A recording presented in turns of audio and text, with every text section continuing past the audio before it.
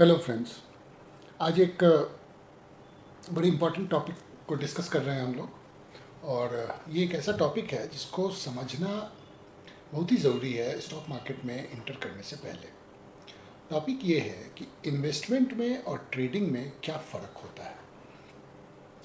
जब तक आप इन्वेस्टमेंट और ट्रेडिंग के फ़र्क को नहीं समझोगे तब तक प्रॉपर स्ट्रेटजी बनाना बहुत मुश्किल हो जाता है, क्योंकि इन्वेस्टमेंट की जो स्ट्रेटजी होती है वो अलग होती है, ट्रेडिंग की जो स्ट्रेटजी होती है वो अलग होती है। एक व्यक्ति इन्वेस्टमेंट में अच्छा कर सकता है, एक व्यक्ति ट्रेडिंग में अच्छा कर सकता है, पर उससे पहले उस व्यक्ति को मालूम होना चाहिए कि वो इन्वेस्टमेंट करना चाह रहा है या वो ट्रेडिंग करना चाह रहा है।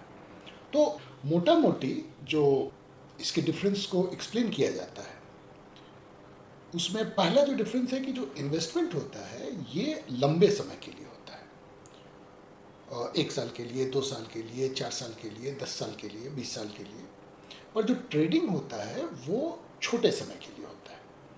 सो इंट्राडे कुछ लोग ट्रेडिंग कर सकते हैं, आज ही खरीदा और आज ही बेच दिया, या कुछ लोग जो है डे ट्रेडिंग करते हैं, कुछ लोग स्विंग ट्रेडिंग करते हैं, कुछ लोग स्कैल्प ट्रेडिंग करते हैं, कुछ लोग ब्रेकआउट ट्रेडिंग करते हैं। अलग अलग टाइप का ट्रेडिंग होता है। बट नॉर्मली पोजिशनल ट्रेड भी जो होता है, नॉर्मली इसमें जो टाइम लिमिट उनके पास होता है वो 1 दिन, 1 हफ्ते, 10 दिन, 1 महीना, 2 महीना, इससे ज़्यादा नहीं। तो जो इन्वेस्टमेंट होगा ये लंबे समय के लिए होगा, लॉन्ग टर्म होगा, और जो ट्रेडिंग होगा वो शॉर्ट टर्म होगा। दोनों का जो पर्पस है, दोनों का जो उद्देश्य है, ये भी अलग अलग है।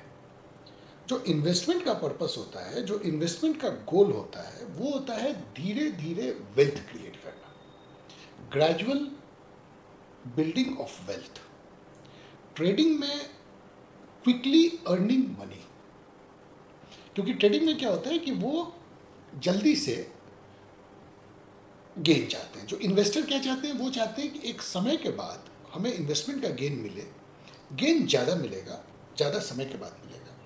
लेकिन ट्रेडिंग में आप क्या चाहते हो कि आप चाहते हो कि आपको एक गेन मिले, वो गेन थोड़ा छोटा होगा, कम होगा, 2%, 1%, 4% हो सकता है, और वो बिल्कुल जल्दी मिल जाएगा, 1 दिन में मिल जाएगा, 2 दिन में मिल जाएगा, 3 दिन में मिल जाएगा।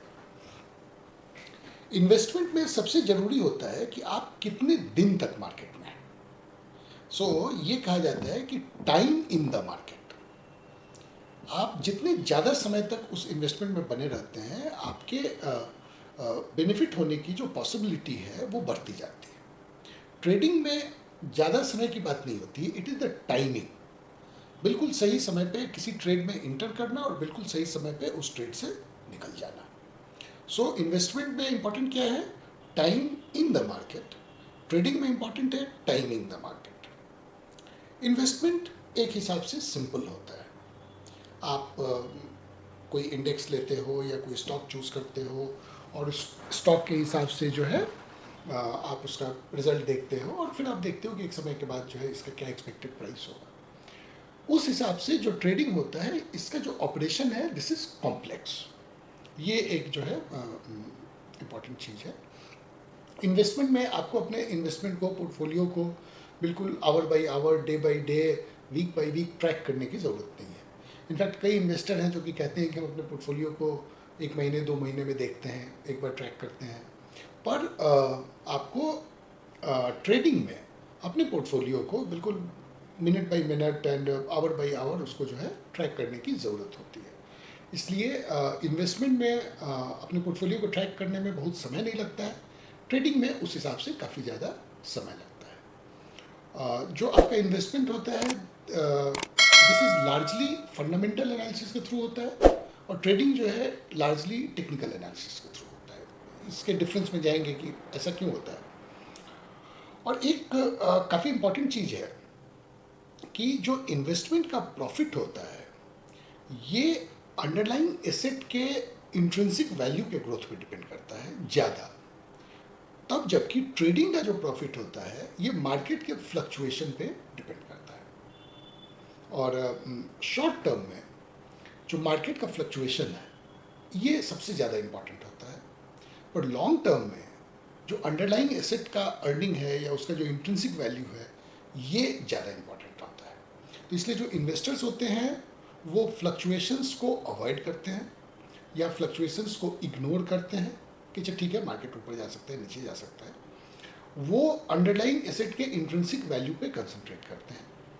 जो ट्रेडर्स होते हैं उनके लिए जो मार्केट का फ्लक्चुएशन होता है ये सबसे इंपॉर्टेंट होता है, क्योंकि शॉर्ट टर्म में जो मार्केट का फ्लक्चुएशन है, सारा जो प्रॉफिट है या गेन है, ये वहीं से आता है।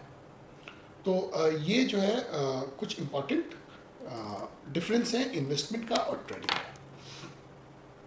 सक्सेसफुली मार्केट में ऑपरेट करने के लिए आपको यह जानना जरूरी होता है कि आप इन्वेस्टमेंट करना चाह रहे हो या ट्रेडिंग करना चाह रहे हो। जब तक आप ये नहीं जानोगे तब तक आप सही स्ट्रेटेजी नहीं डेवलप कर पाओगे, क्योंकि इस दोनों चीज़ की, इन्वेस्टमेंट के लिए और ट्रेडिंग के लिए जो स्ट्रेटजी होगा वो अलग अलग होगा।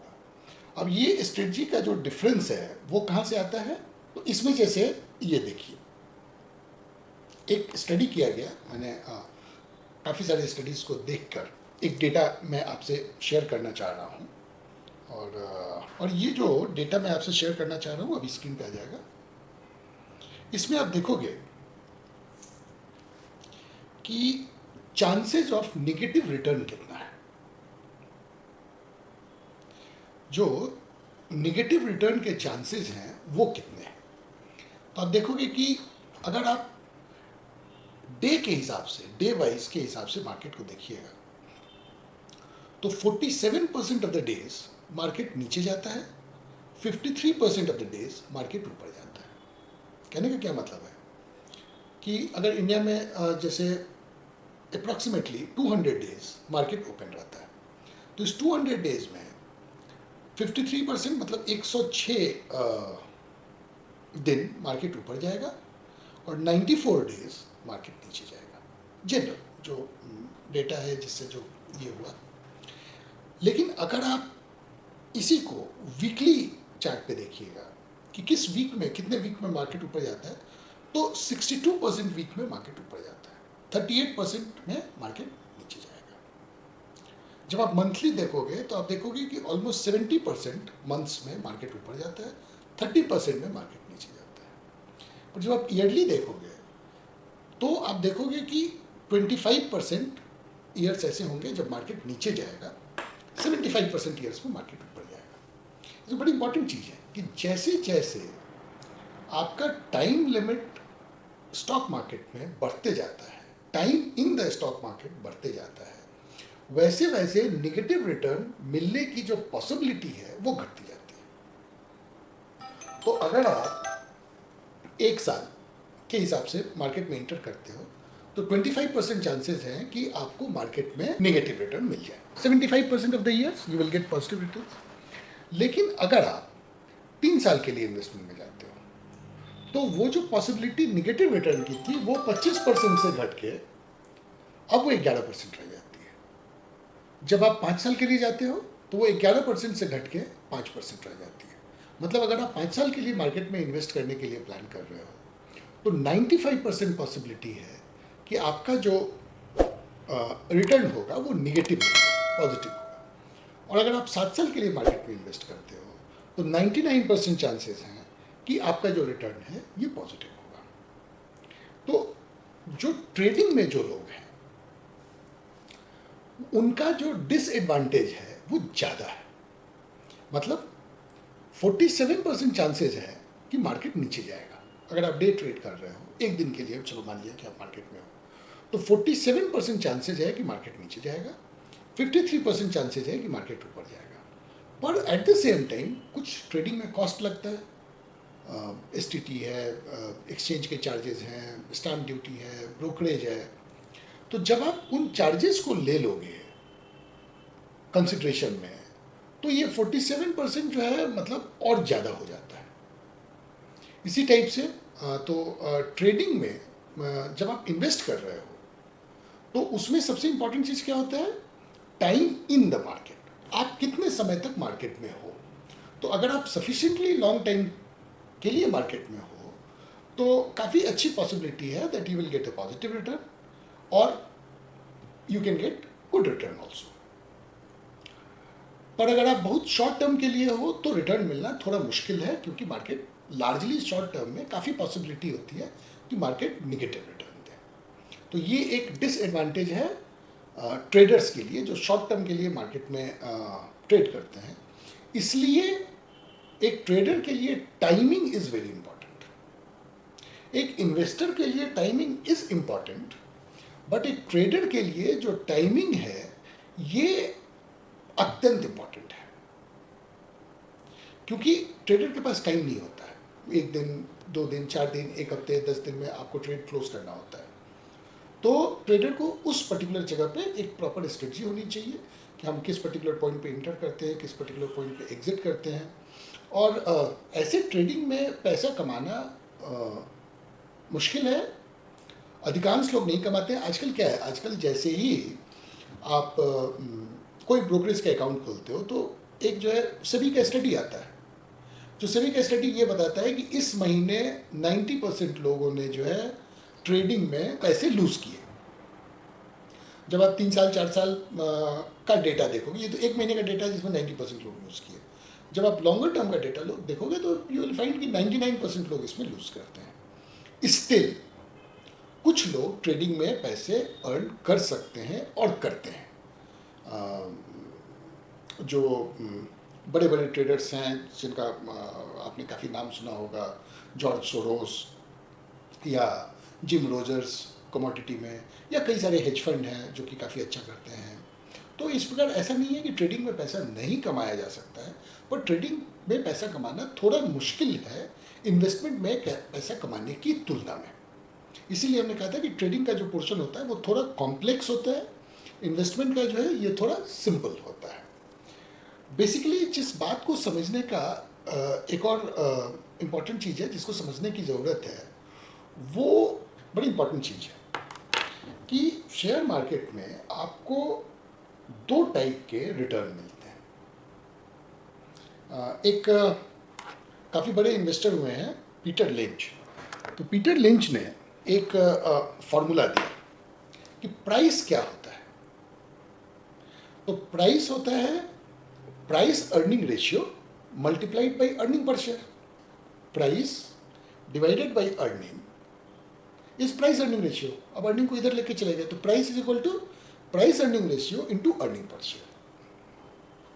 पीटर लिंच इस पर्टिकुलर फॉर्मूला से एक बात बताना चाह रहे थे कि आपको कैसे स्टॉक चूज करने चाहिए। तो वो ऐसे स्टॉक चूज करनी चाहिए जिसमें इन दोनों के बढ़ने की संभावना हो, मतलब प्राइस अर्निंग रेशियो भी बढ़े और अर्निंग पर शेयर भी बढ़े, तब आपको अच्छा रिटर्न मिलता है, क्योंकि तब आपका प्राइस ज़्यादा बढ़ता है। से फॉर एग्जांपल अगर प्राइस अर्निंग रेशियो मान लीजिए डबल हो जाता है और अर्निंग पर शेयर 3 टाइम्स हो जाता है, तो प्राइस जो है वो 6 टाइम्स बढ़ जाता है। ठीक है, तो ये तो एक बात हुई। बट इस फॉर्मूले में 2 बड़ी इंपॉर्टेंट चीज़ है कि किसी भी स्टॉक के प्राइस में 2 चीज़ें इंपॉर्टेंट हैं। एक तो उसका अर्निंग पर शेयर और एक price earning ratio. No, price earning ratio एक टाइप से मार्केट का रिटर्न होता है और अर्निंग पर शेयर वो उस कंपनी का अपना फंडामेंटल रिटर्न होता है। मतलब वन इज मार्केट रिटर्न और market risk and the other is company specific return और कंपनी स्पेसिफिक रिस्क। मतलब मार्केट के फ्लक्चुएशंस के साथ प्राइस अर्निंग रेशियो फ्लक्चुएट करता है। तो शॉर्ट टर्म में अगर लेट्स से कि 1 हफ्ते के अंदर कोई पर्टिकुलर स्टॉक 10% बढ़ गया, तो आप ध्यान से देखोगे कि अर्निंग पर शेयर तो वहाँ कुछ भी नहीं बढ़ा। अर्निंग पर शेयर जो था वही अभी भी है। तो रिजल्ट वगैरह जब आता है तब अर्निंग पर शेयर वो जो है बढ़ता है ना, अदरवाइज तो अर्निंग पर शेयर उतना ही रहा। तो ये 10% स्टॉक जो बढ़ा ये कहाँ से आया? तो प्राइस अर्निंग रेशियो उसका 10% बढ़ गया। अर्निंग पर शेयर सेम रहा, प्राइस अर्निंग रेशियो 10% बढ़ गया। तो शॉर्ट टर्म में ये जो मार्केट मूवमेंट है, जो मार्केट का रिटर्न है या मार्केट का फ्लक्चुएशन वोलेटिलिटी जो है, ये बहुत इंपॉर्टेंट होता है। क्योंकि अर्निंग पर शेयर का जो चेंजेज होगा ये तो कम से कम क्वार्टरली होगा नहीं, क्योंकि रिजल्ट तो आपका क्वार्टरली बेसिस पे आएगा। और अर्निंग पर शेयर में जो चेंजेस दिखेंगे ये लॉन्ग टर्म में दिखते हैं। तो प्राइस अर्निंग रेशियो और अर्निंग पर शेयर, जो इन्वेस्टर होता है वो अर्निंग पर शेयर पे कंसंट्रेट करता है। और प्राइस अर्निंग रेशियो में वो फेयर और रीजनेबल होना चाहता है कि मतलब बहुत हाई नहीं हो बट ठीक है, मतलब कोई चीज़ है वो 20 के प्राइस अर्निंग रेशियो पे है तो भी ठीक है, 22 पे है तो भी ठीक है, 18 पे है तो भी ठीक है, हाँ 40 पे है तो आई एम नॉट इंटरेस्टेड। लेकिन प्राइस अर्निंग रेशियो पे वो बहुत रिजिड नहीं होता है। पर जो एक ट्रेडर होगा उसके लिए मार्केट का जो फ्लक्चुएशन है, मार्केट की जो वॉलेटिलिटी है, ये सबसे इंपॉर्टेंट है। तो वो जो है इस पर ज़्यादा ध्यान देगा। इट्स नॉट दैट कि वो प्राइस अर्निंग रेशियो पे ध्यान देगा, वो मार्केट के वॉलेटिलिटी पे ध्यान देगा, मार्केट के फ्लक्चुएशन पे ध्यान देगा। वो उस पर्टिकुलर पॉइंट पे इंटर करने का कोशिश करेगा जहाँ से शेयर के ऊपर जाने की संभावना ज़्यादा है। अब वो कैसे किया जाता है वो किसी और दिन का डिस्कशन होगा, पर जो मार्केट का फ्लक्चुएशन है ये ट्रेडिंग में सबसे इंपॉर्टेंट होता है। इन्वेस्टमेंट में वो इंपॉर्टेंट उतना ज़्यादा नहीं होता है। उसका रीज़न है, उसका रीज़न क्या है कि जो आपका एनुअलाइज रिटर्न होगा, इस फॉर्मूले को जब हम एनुअलाइज रिटर्न में जाते हैं, मतलब इन्वेस्टर तो लंबे समय के लिए है, 10 साल के लिए, 20 साल के लिए, 5 साल के लिए, तो यहाँ तो एनुअलाइज रिटर्न देखना है। तो ये जो एनुअलाइज रिटर्न होगा ये क्या होगा? Annualise change in price earning ratio plus annualise change in EPS. So say for example आपने एक स्टॉक खरीदा, उसका प्राइस अर्निंग रेशियो मान लीजिए 20 था और अर्निंग पर शेयर 10 था, तो किस प्राइस में आपको मिला? 20 इंटू 10, 200 रुपये में मिला। Very good. अब क्या हुआ कि इसका प्राइस अर्निंग रेशियो जो है 10 साल के बाद 20 का 30 हो गया, और जो अर्निंग पर शेयर था वो 10 साल में 10 रुपये का 50 रुपये हो गया। तो अब शेयर प्राइस कितना हो गया? 30 प्राइस अर्निंग रेशियो जो हो गया, एंड प्लस 50 मतलब 1500। 200 रुपये में हमने खरीदा, 10 साल में ये जो स्टॉक प्राइस है ये 1500 हो गया। तो ऑब्वियसली इन्वेस्टर को एक रिटर्न मिल गया, अच्छा रिटर्न मिल गया। लेकिन ये जो रिटर्न मिला कहाँ से? तो दो चीज़ों से मिला। एक तो प्राइस अर्निंग रेशियो बढ़ा, तो प्राइस अर्निंग रेशियो कितना बढ़ा? तो प्राइस अर्निंग रेशियो 20 रुपये से 20 से बढ़ के 30 हो गया, मतलब प्राइस अर्निंग रेशियो 50% बढ़ा इन 10 ईयर्स। तो प्राइस अर्निंग रेशियो एनुअलाइज कितना बढ़ा? तो आप जब इसको कैलकुलेट करोगे तो लगभग 4-3.5% के आसपास आएगा। और जो अर्निंग पर शेयर था वो 10 से 50 हो गया, कितना हो गया? 5 टाइम्स। तो ये जो है किस रेट से एनुअलाइज चेंज हुआ? अब ये इस दोनों का जो सम होगा ये आपका स्टॉक का एनुअलाइज रिटर्न होगा। अब जो प्राइस अर्निंग रेशियो होता है ये तो फ्लक्चुएट करते रहता है। तो आज आपने 20 में खरीदा, फिर ये 25 हो जाएगा, फिर वो घट के 23 हो जाएगा, फिर वो घट के 18 हो जाएगा, फिर बढ़ के 24 हो जाएगा। ये तो फ्लक्चुएट करते रहता है। तो इसलिए लॉन्ग टर्म में इसका बहुत इफेक्ट नहीं पड़ता है कि आपने 20 के प्राइस अर्निंग पे लिया था या 22 पे लिया था या 18 पे लिया था। लॉन्ग टर्म में जो रियल इफेक्ट होता है वो आता है एनुअलाइज चेंज जो ईपीएस में होता है। इस पर्टिकुलर चीज़ को हम लोग किसी भी स्टॉक से देख लेते हैं या निफ्टी से भी देख सकते हैं। Let me share the screen और थोड़ा सा कैलकुलेट करके मैं आपको वो दिखाऊंगा। अब जैसे ये देखिए, यहाँ पे हम लोग क्या कर रहे हैं, तो हम लोग निफ्टी 50 का ये कर रहे हैं, चार्ट देख रहे हैं। अब ये देखिए 1 साल का चार्ट है। अब अप्रैल 23 में मैंने 31 मार्च 2023 को जो इंडेक्स था ये 17,359 पे था, ओके। और अभी जो है इंडेक्स 22,326 पे है। तो आपका जो है एक रिटर्न हुआ, और कितना रिटर्न हुआ? लगभग 30% का रिटर्न हुआ। ठीक है, ये बता रहे हैं कि 30% के लगभग का रिटर्न हुआ। लेकिन ये रिटर्न आया कहाँ से? तो आप यहाँ पे देखोगे 1 साल पहले जो मार्केट का प्राइस अर्निंग रेशियो था ये था 20.4, ठीक है। और अभी जो मार्केट का प्राइस अर्निंग रेशियो है ये है 22.9।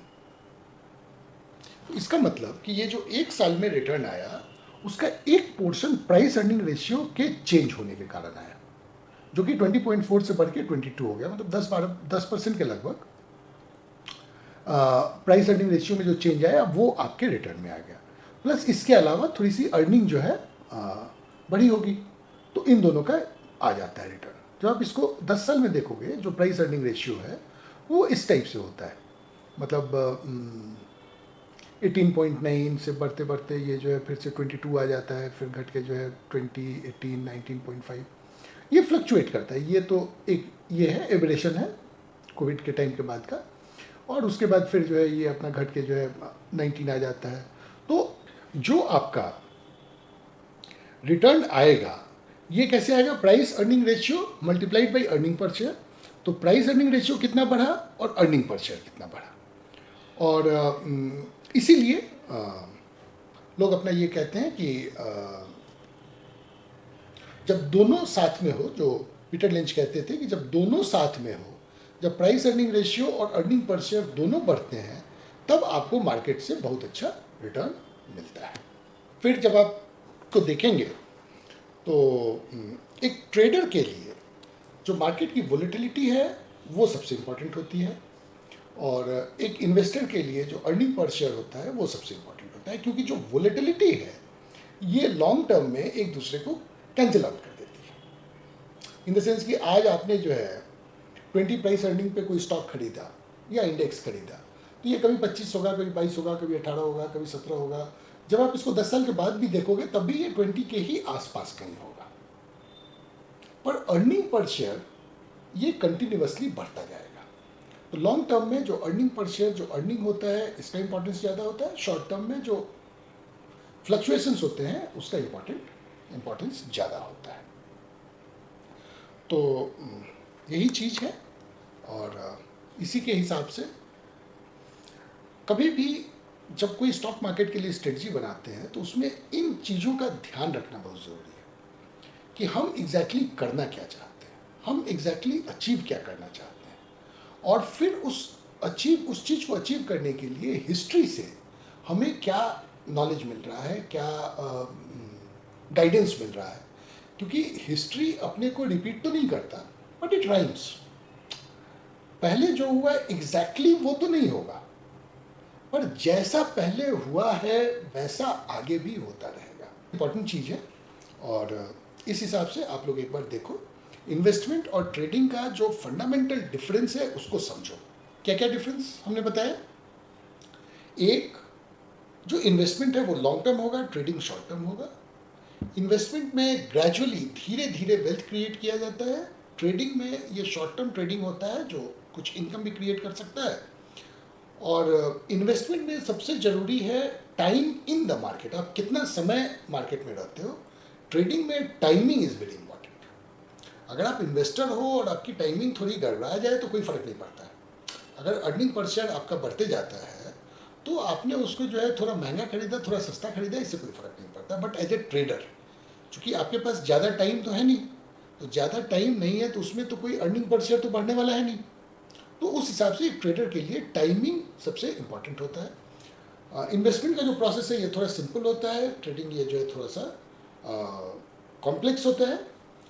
जो इन्वेस्टमेंट का रिटर्न आता है वो अंडरलाइंग एसेट का जो इंट्रिंसिक वैल्यू है उसके चेंज होने से ज़्यादा आता है।